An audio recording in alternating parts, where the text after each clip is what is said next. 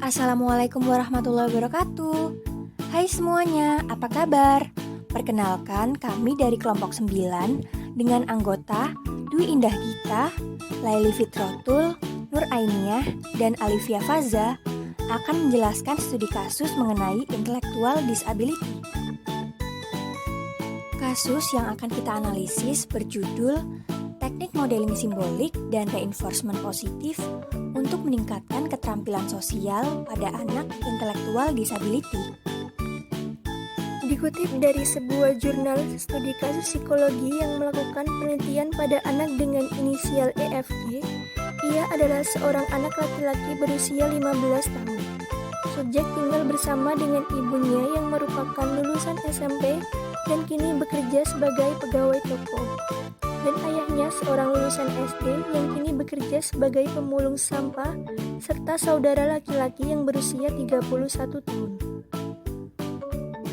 Subjek merupakan anak yang memiliki keterbatasan pada beberapa fungsi kehidupan seperti fungsi intelektual, adaptif, sosial, konseptual, dan fungsi praktis yang terjadi selama masa perkembangannya.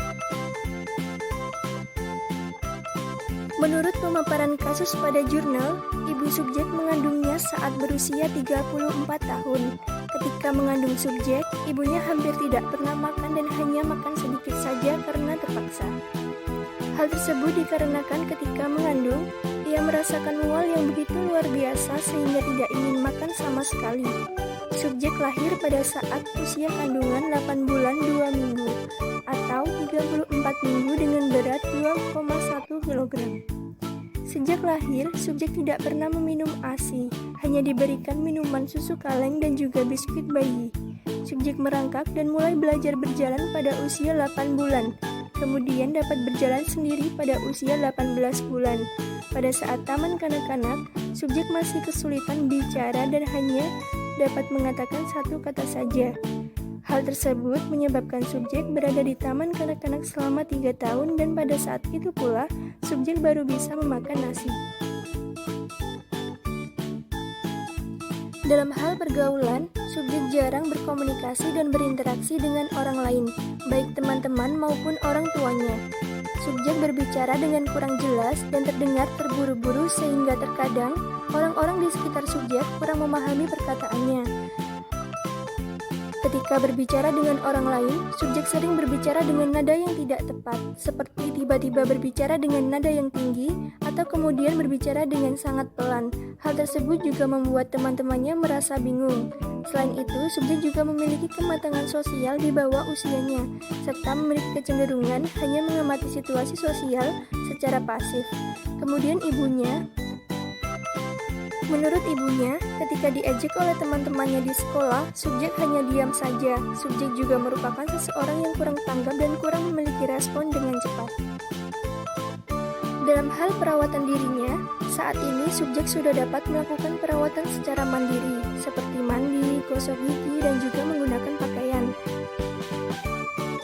Namun, dalam penampilan sehari-harinya masih terlihat kurang rapi, seperti rambut yang berantakan, baju yang tidak dimasukkan ke dalam dan tidak dikancingkan. Baiklah, mari kita analisis. Gejala atau gambaran perilaku.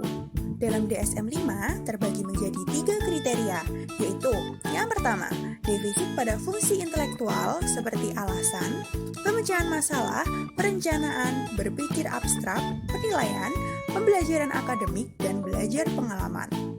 Pada kasus yang telah disebutkan, ditemukan bahwa pada usia 8 tahun, subjek masih kesulitan untuk membaca dan menulis. Ia biasanya kurang dapat menulis satu kata dengan lengkap. Hal ini sesuai dengan kriteria nomor 1. Selanjutnya, kriteria nomor 2, yakni defisit pada fungsi adaptif yang meliputi area konseptual, sosial, dan praktis.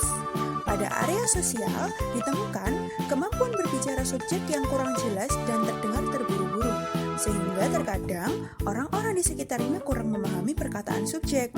Akibatnya, subjek jarang berkomunikasi dengan orang lain dan subjek juga cenderung pasif. Selanjutnya, ditemukan juga pada area praktis.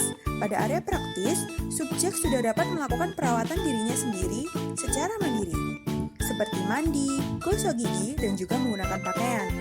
Namun, dalam penampilan sehari-hari masih terlihat kurang rapi.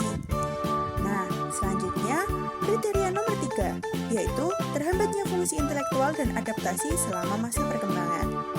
Pada subjek ditemukan bahwa subjek baru bisa membaca dan menulis setelah berada di sekolah dasar. Subjek juga berada di taman kanak-kanak selama 3 tahun, dan hal ini sesuai dengan kriteria nomor 3.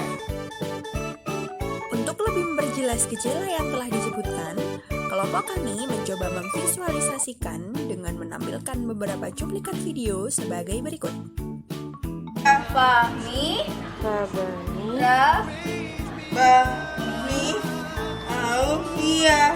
Fahmi, Rabani, Aulia. Fahmi kelas berapa? Fahmi kelas berapa? 5. Kelas 5. Pak gurunya siapa? Selamat. Suka nggak belajar di sekolah sini? Senang nggak? Banyak temen ya? Marah. Aku nangis enggak? Oh, nggak suka nangis? Iya, pinter. Temen-temennya baik-baik nggak? Siapa sahabatnya Fahmi siapa?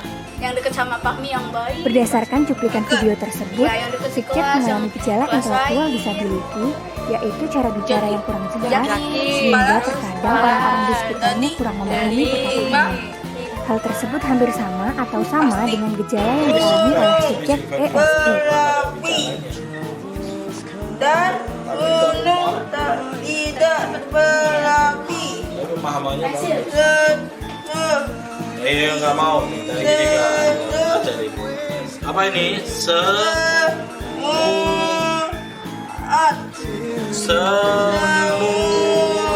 itu kan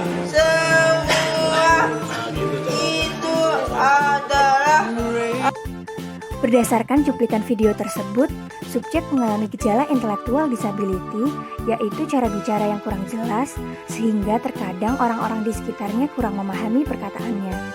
Hal tersebut hampir sama atau sama dengan gejala yang dialami oleh subjek EFG.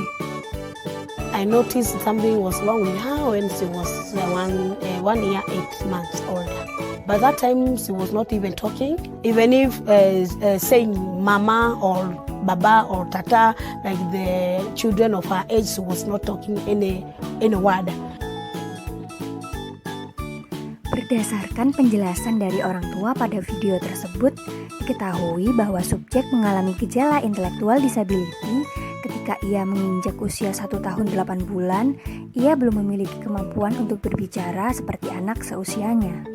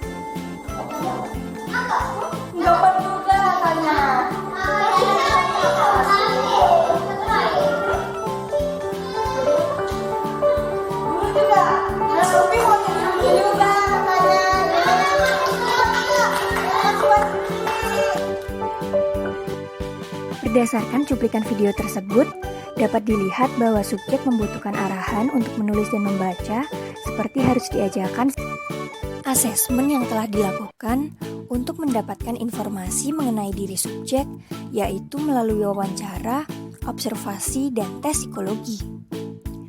Wawancara dilakukan kepada subjek, keluarga subjek, serta guru di tempat subjek sekolah. Selain itu, observasi dilakukan untuk mengamati perilaku subjek yang maladaptif. Tes psikologi yang telah digunakan sebagai asesmen dalam kasus tersebut yaitu tes CPM dan tes VSMS.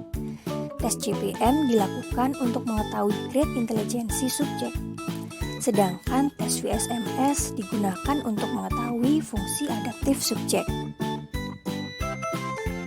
Selain beberapa asesmen yang telah dilakukan, kelompok kami menyarankan salah satu asesmen yang perlu untuk ditambahkan, yaitu terkait dengan asesmen pada disabilitas intelektual menurut AAMR, yang mencakup 4 dimensi yang berguna untuk diagnosis awal, yang mana hasilnya dapat digunakan untuk memberikan dukungan atau intervensi sesuai dengan kebutuhan. Dimensi tersebut terdiri dari 1. Fungsi intelektual dan keterampilan adaptif. Penilaian pada dimensi ini dapat menggunakan instrumen atau alat tes psikologi, misalnya Binet, WISC, ataupun WISE.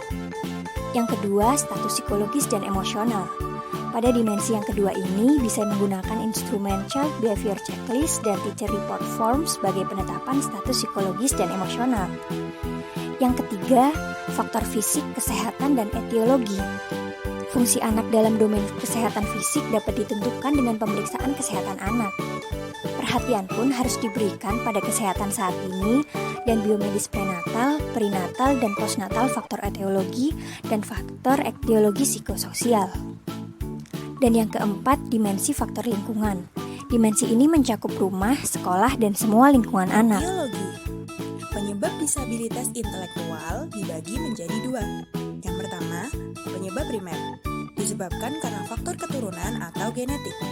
Yang kedua, penyebab sekunder, disebabkan karena faktor dari luar yang diketahui dan faktor-faktor ini mempengaruhi otak, baik pada waktu prenatal ataupun postnatal, seperti gangguan metabolisme dan prematuritas, dan namun juga disebabkan oleh faktor-faktor yang lainnya. Prinsip-prinsip behavior sesuai dengan permasalahan subjek, di mana tidak ada stimulus yang membuat subjek dapat mengembangkan keterampilan sosialnya, baik dari keluarga, teman, maupun lingkungan sekitarnya. Ketika subjek mulai berinteraksi dengan lingkungan sekitarnya, subjek menemui penolakan. Sehingga, karena adanya penolakan tersebut, subjek lebih memilih untuk berdiam diri di rumah dan tidak berinteraksi dengan orang lain, karena subjek tidak mendapatkan contoh perilaku dari lingkungan sekitarnya. Hal ini sesuai dengan prinsip social learning. Pada dasarnya, manusia mempunyai kemampuan untuk berpikir dan mengatur atau mengarahkan diri sehingga dapat mengontrol lingkungan dan dibentuk oleh lingkungannya. Untuk yang selanjutnya, tahap intervensi. Intervensi yang dilakukan pada kasus tersebut yaitu menggunakan teknik modeling dan modifikasi perilaku berupa reinforcement positif. Teknik modeling yang dipilih dalam intervensi kasus tersebut yaitu menggunakan simbolik model berupa media video. Pemberian video dilakukan sebelum subjek diminta untuk melakukan target perilaku yang diinginkan. Pemberian video ini bertujuan agar subjek dapat lebih memahami perilaku yang menjadi target intervensi. Setelah subjek melihat video, subjek diminta untuk menirukan target perilaku. Jenis intervensi yang kedua terkait dengan reinforcement positif. Pada jenis reinforcement positif yang diberikan dalam intervensi ini berupa hal yang sangat disukai oleh subjek. Pada awal pelaksanaan intervensi, reinforcement positif telah disepakati oleh subjek maupun terapis. Reinforcement yang digunakan adalah dengan memberikan makanan ringan yang sangat disukai oleh subjek. Selain pemberian makanan ringan tersebut, reinforcement yang diberikan juga berupa penguat sosial seperti pujian untuk subjek. Lalu, apa saja sih tahap intervensi yang akan dilakukan? Jadi, ada 5 sesi yang akan dilakukan dalam pemberian intervensi ini. Sesi yang pertama terkait dengan menetapkan perilaku yang menjadi target. Pada sesi ini, ditetapkan perilaku yang menjadi target intervensi, yaitu meningkatkan keterampilan sosial pada subjek. Pada sesi ini pula, terapis memberitahukan pada subjek untuk bersedia melakukan intervensi pada tahap-tahap selanjutnya agar subjek berkembang menjadi anak yang lebih baik. Untuk sesi yang kedua, terkait dengan menetapkan reinforcer dan model simbolik. Pada sesi ini, ditetapkan reinforcer yang disukai oleh subjek. Pada kasus ini, reinforcer yang disukai oleh subjek yaitu berupa makanan ringan. Subjek pun menyetujui reinforcer yang digunakan adalah makanan. Kemudian, terapis memberitahukan pada subjek bahwa ia akan melihat video animasi pada pertemuan selanjutnya. Untuk sesi yang ketiga, terkait dengan tahap penerapan. Pada tahap ini, dilakukan penerapan modeling simbolik dan teknik reinforcement positif yang diberikan sesaat setelah perilaku yang diinginkan tersebut muncul. Subjek ditunjukkan video selama 10 menit yang kemudian dilanjutkan dengan role play dan pemberian reinforcement positif apabila target tersebut telah terpenuhi. Tahap penerapan ini dilakukan sebanyak 5 kali pertemuan. Sesi yang keempat terkait dengan evaluasi. Pada tahap ini dilakukan evaluasi terhadap intervensi yang telah dilakukan. Pada tahap ini pula, terapis menilai apakah subjek dapat memenuhi target yang telah ditentukan. Dan hasilnya pada tahap evaluasi ini, subjek dapat berbicara dengan lebih jelas daripada sebelumnya dan telah berani menyapa temannya di sekolah. Untuk sesi yang terakhir atau sesi yang kelima, terkait dengan menghentikan program intervensi yang telah diberikan. Apabila subjek telah mengalami perubahan perilaku, yang mana subjek sudah dapat berbicara dengan jelas dan lebih baik, maka intervensi tersebut dapat dihentikan. Penghentian tersebut dapat dilakukan dengan cara memberikan pengertian pada subjek bahwa ia telah mengalami perubahan yang lebih baik. Pada sesi ini pula, terapis akan mengatakan pada subjek bahwa ia harus selalu berusaha untuk berbicara dengan baik dan menyapa temannya terlebih dahulu. Sekian presentasi dari kelompok kami. Terima kasih telah mendengarkan. Semoga ilmu yang kami berikan bisa bermanfaat untuk kita semua.